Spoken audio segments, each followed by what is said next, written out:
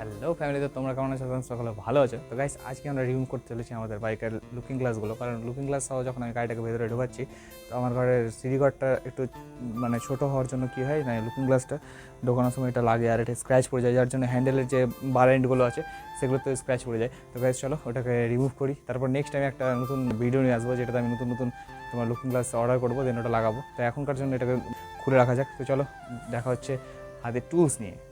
তো guys, looking গ্লাসটা open করার জন্য সবচেয়ে প্রথম যে কোনো নাট আছে সেটা খোলার জন্য আমাদেরকে 16 নম্বর রেঞ্জ লাগবে। যেহেতু আমার গাড়িতে এখানে ফোন হোল্ডার লাগানো আছে, ফোন হোল্ডার যে ফোন মাউন্ট আছে সেটাকে আমাদের খুলতে হবে, রিমুভ করতে হবে প্রথমে। তার জন্য লাগবে 3 নম্বরের রেঞ্জ। চলো প্রথমে রাইট সাইডে লুকিং গ্লাসটা খুলে নেওয়া যাক।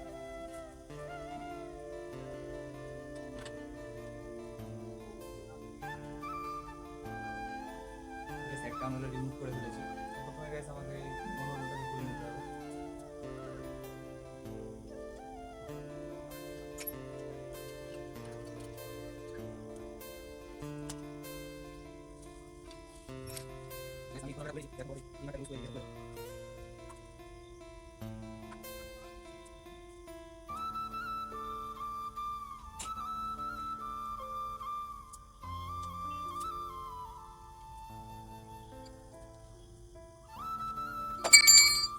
ফাইনালি রিমুভ করা হয়ে গেছে, তো এটা সাইড করে রেখে দিই।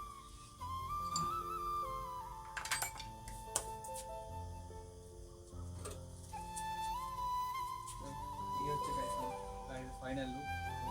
অবশ্যই কমেন্টে জানাবে কেমন লাগছে দেখতে বাইকটাকে। আর লুকিং গ্লাসটা লাইট করা উচিত না, কিন্তু এখন কী করবো, পরিস্থিতির জন্য খুলে ফেলতে হলো।